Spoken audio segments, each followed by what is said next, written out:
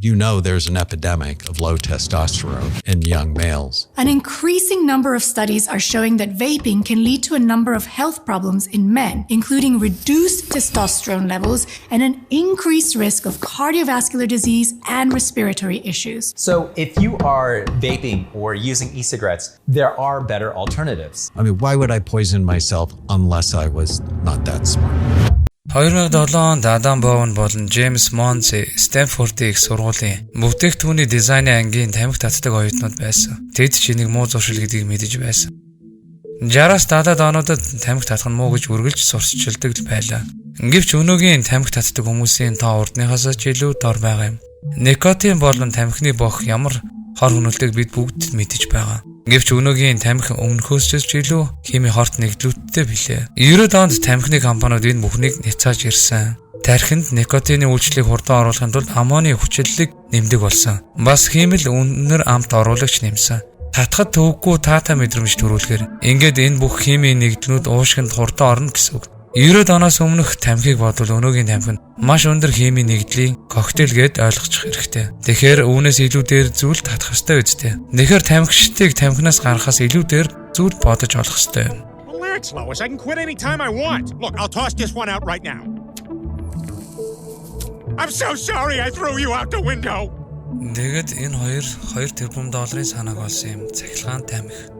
Энгийн тамхины муухай үнэрийг мэдрэхгүйгээр тослог өрмөц амттай утааг сорох болно. Сонсоход сайхан санагдаж байгаа. Энэ тамхи энгийн тамхинаас илүү хооргүй гэсэн тухайн үед судалгаанууд гараагүй байсан юм. Гол нь тамхичдад илүү дээр зүйл хэрэгтэй байсан болохоор л тэр. Веб татах гэх энэхүү шин тренд олон сая хүмүүст сурчлах хэрэгтэй болсон юм аа. I see we're smoking. We're not smoking, we're vaping. What's the difference? Smoking is for losers. Vaping is for douchebags. Oh, I want to be a douchebag. Тэгээд тэр хоёр электрон тамхиныхаа загварыг хичээл дээр бодоод гаргачихна. Маркер шиг харагдахаар үүнийгээ плюм гэж нэрлэнэ. Энэхүү электрон тамхиа хөрөнгө оруулагчдад санал болгоод энгийн тамхинаас илүү хор хөнөөлгүй гэж ятгана. Үүнийг нотлох ямар ч судалгаа дата байхгүй ч гэсэн хамаагүй. Тамхины ихэнх муухай үнэргүй болохоор энийгээ тэгж бодно. Энэ тамхи нь тосон шингээсэн шингэн никотиныг бага зэргийн үнэр амт нэмээд өгөөд л болоо. Энгийн тамхинаас нэг ялгаатай тал нь хангалттай кайф өгч чадахгүй. Хүмүүсийн уушгийг устгахгүйгээр 2% буюу 20 г никотин л агуулж байгаа юм. Энгийн тамхинд 36 мг агуулгаддаг бол тамхи бол 2 дахин болохоор электрон тамхи 2 дахин бага сул амттай юм. Харагдах байдлаасаа ч гэсэн сонин итгээд дүрстэй. Энгийн тамхи шиг тийм хүмүүсийг дог харагдуулахгүй байгаа юм. Бидний тарих тамхины маркетингийг тэгж хүлээж авдаг болчихож плюм хэмээх электрон тамхинд ямар ч ирээдүй байсангүй. Дэлгүүрийн бэлэг дурсгалын хэсэгт байхаар л болчихсон байдаг. Тэгэхээр нэг зүйл хийх ёстой болсон юм.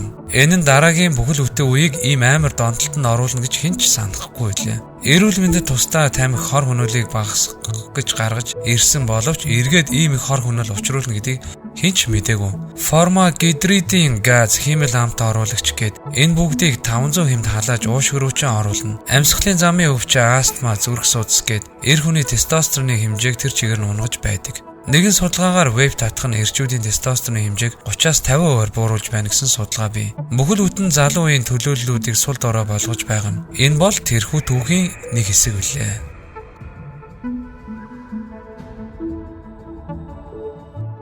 Маркетингаар бидний тархийг угаасны үр дүнд тамхи татах нь дог харагддаг гэж бид боддог. Гэвч орчин үед тамхи татах нь кул харагдахаа болсон. Тамхины эсрэг сурталчилгаа нийгмийн хэв маягаас болж байгаа юм. Эндээс бүтээгдэхүүнээ сурталчлах боломж гарч ирж байгаа юм. Залуу үеийнхний тамхинаас татгалзах энэ цоор хоогоор веб нэвтрүүлвэл мэдээж энэ нь тэр хүнийг тэрбумтан болгоно. Загвар дизайн муутай вебний төхөөрөмжөө самбарын өмнө төсөл төлөвлөгөөнүүдтэйгээ танилцуул. Шинэхэн загвар илүү тачаангуй гомсог байдлаар танилцуулж болно. Жинхэнэ тамхи шиг манаргаж хоолонд орохдоо гашуу өргөөхлөхгүй байхад л болж байгаа юм. Өмнөх плюм загвараас өөр байхад л болж байгаа гэсэн үг. Зөөлрүүлэхийн тулд үүн дээр пропилен гликол нэмээд өгнө. Машины антифризний шингэнд ордог зүйл юм. Вебны утаагч нь шингэн бас зөөлөж өгнө. Энэхүү химийн нэгдлийг хоолнд ашиглахад аюулгүй гэж зөвшөөрсөн байдаг. Энэ химийн шингэнийг өндөр хэмт халаахад формальдегидийн хий ялгаруулдаг ба энэ хий нь хорт хавдар үүсгдэг гэн. For example, there was a study that came out recently that looked at the these the hair straighteners that had formaldehyde, and what they found was in women that use these products on a regular basis, they seem to double the risk of uterine cancer, breast and ovarian cancer. Энэхүү пропилийн гликол агуулснаар шатамгаа түлэнхий зүйл уушиглаж байгаа юм шиг санагдахгүй. Гэвч асуудал амт үнэргүй газ сорж байгаагаас ялгаагүй байсан. Химэл амт үнэр орлуулагчаар манго, нектар, өгөрцөй, ванил, алим гэд хоолоо амт зурах мэдрэмжгүй бөгөөд шингэн чихэр шиг л амттай болж байгаа юм. Химэл өнгө амт оруулагч нь гадны мэрэгжлийн хяналтын байгууллагаас зөвшөөрөгдөж байгаа. Гэвч яг аюулгүй хэсэг нь эргэлзээтэй. Фаренгейтийн 500-д халаасан хий ууш руугаа оруулах нь эрүүл мэндэд сөрөг нөлөөтэй эсхийг хараахан тодорхойлоогүй байгаа билээ. Лабораторийн хархан дээр хийсэн судалгаагаар өрөвсөл үүсгдэг нь тодорхой. Тэгэд үүнд эцсийн нэг орцыг нэмж өгнө. Яаж хэрэглэгчдийг донтоолох вэ?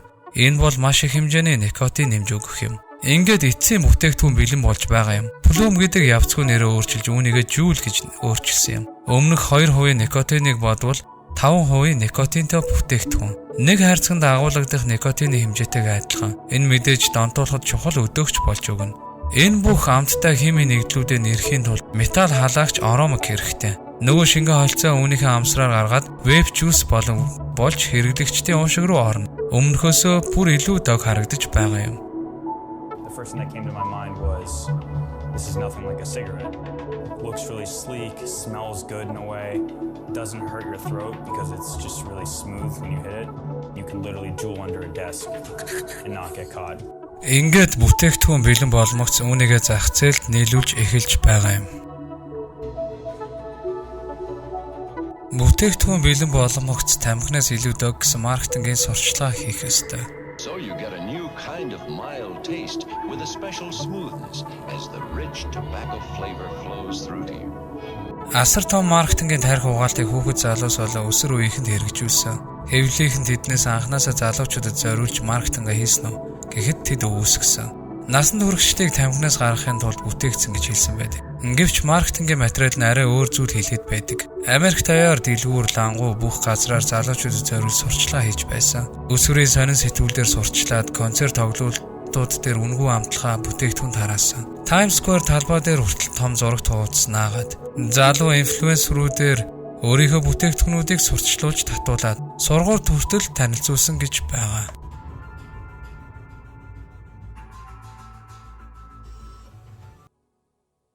Судалгаанууд араасаа гарч ирээд амьсгалын замын асуудал цээж хүндүрлэх астмтай болох уушиг нь нөхчиж эхэлж байгааг олж харсан юм.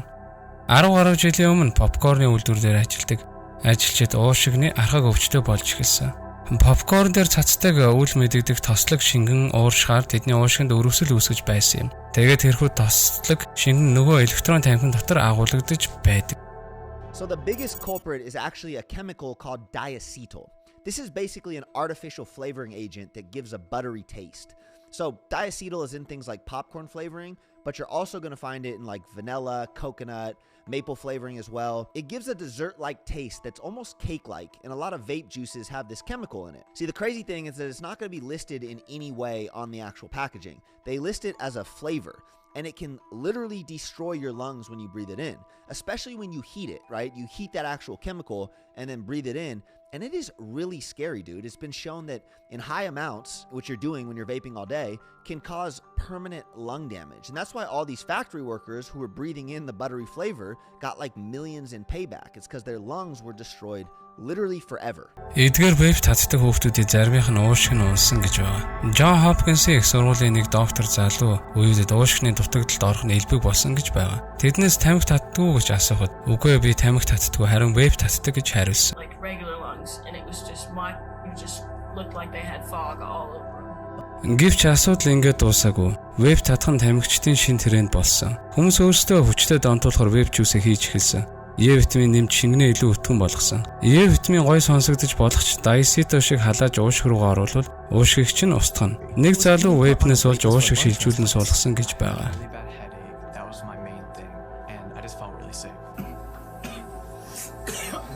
One year ago, the self-proclaimed vaping fanatic suffered a collapsed left lung. At this time, I didn't think vaping had anything to do with it. And I told him that, so I didn't stop. Үүнээс гадна веб чамайг шууд бета эрхэм болгодог. Мөн түнчлэн сүүлийн судалгаагаар веб татах нь тестостерон дааврыг их хэмжээгээр унгаж байгаа гэсэн судалгаа бий. like crazy. There was one study that they did on rats where they gave one group of rats the e-liquid with nicotine and one group just e-liquid without nicotine, and both groups ended up with something crazy like 30 to 50% lower testosterone when they actually started the study. And I don't think it's like the literal smoking that's doing it. I mean, we've been smoking for centuries, right? Ancient cultures have smoked as part of rituals. I think it's fine to smoke a cigar every now and then. Like, that's generally considered linty. But taking in those toxins and endocrine disruptors through vape juice and even in traditional cigarettes, it's absolutely horrible for your testosterone levels. Бид бүгд үүнийг мэдэж байгаа. Энгийн вейп татдаг залуус ямар харагддаг вэ? Шар батхтай, муухай өндөртэй, заван. Нэг бол хэд тарган эсвэл хэд туранхаа. Ийм эрчүүдийг вейп татаад байна уу? Эсвэл вейп эрчүүдийг юм болгож байна уу? Аль аль нь байх магадaltaй. Мэдээж та эдгээр хүмүүсийн нэг байхыг хүсэхгүй байгаа биз? Тэгвэл яагаад Америкийн засгийн газар хүүхэд залуучуудаа хордохыг зөвшөөрөөд вэ? Энэхүү туршилтын вейпорайзууд нь яг яадаг вэ? Honestly, every major US organization is that they don't ban toxic things like vape juice because A, they straight up don't have the resources to be following these companies around and checking in if their products are toxic, and B, when they do actually find a toxic product because it's done so much damage, it literally takes them years, sometimes 10 years to do any, change. Look at like trans fats and seed oils. By the time they actually pull these products off the shelf, so much damage has been done. Үйл явц нэг иймэрхүү явагддаг. Компани жүүл гэх мэт бүтээгдэхүүнээ гаргаад хүүхдүүд нь хордож эхэлж байгааг мэдэнгүүт эцэг эхчүүд нь эмийн хяналтын газар гомдол мэдүүлдэг. Тэгээд FDA хэвээх компани хууль хяналтын байгуулалт хүсэлт өгөөд тэгээд хууль хяналтын компани аудитын шалгалт оруулна. Ингээд 2 жил болж байж хэрэгэн шийдвэрлэгддэг. Ингээд FDA нь бүтээгдэхүүний орц найрлага нарийн шинжилгээнүүдийг өгөхийг шаарддаг. Энэ бас дахиад хэдэн жил болно. Энэ бүх үйл явц шат дараалтаар явагдаж байхад нөгөө компани хордож үүсэдэг зах зээл нийлүүлсэн хэвээрэл байдаг. Тэгэхээр FDA-г хүлээж бүтээгдэхүүнийг аюултай аюулгүй гэдгийг нь баталгаажуулж цаг алдах хэрэггүй юм. 2018 онд FDA нь вейп жүүсэнд их орц найрлагаа тайлгнахыг хүссэн. Ингээд энэ хугацаа нь 2020 он хүртэл хойшлогдсон гэж байгаа. If you're doing anything like that all day long, if you're taking any mist into your body that has chemicals in it, which is essentially what those things are, those ones that look like a lunchbox and these kids are sucking on them and they make giant clouds of smoke, those kids are taking in stimulants through their blood vessels all day long. Cigarette maker Juul has agreed to pay nearly $500 million to settle a lawsuit accusing them of running ads targeting children. Accused of hooking an entire generation of young people on vaping. Конгресс сургууль эцэг эхчүүд гээд бүгд тэднийг шүүхэд өгцөөсөн. Ингэсэн ч тэд бүтээгдэхүүн дээрээ тогтохыг хүссэн. Аризоныгийн конгресс бүтээгдэхүүний никотиных орцыг тайлгнахыг хүсэхэд татгалцсан. Нийгмийн ажилтнууд хүүхэд өсвөр үеийнхэнд сурчлахгүй байхыг шаардаад бас татгалцсан. Өөр бусад вейп үйлдвэрлэдэг компаниуд бусад нөхцөлийг зөвшөөрсөн байхад зөвхөн жүүлэл эцсээ хүртэл гүрээсээр байсан. Ингээд энэ бүхэн шүүх хуралдаан эсэргүүцэл явсаар шүүхэд ялагдаад электрон тамхи биш, табако навчин тамхины бизнес рүү орж эхэлсэн. Сүүлдээ никотины бох гэх мэт бүтээгдэхүүн гаргаж эхэлсэн. Вейп татах, тамхи татах аль нь ч хамаагүй эрэгтэй хүний тестостероны дааврын хэмжээг 25%-аар бууруулж байдаг.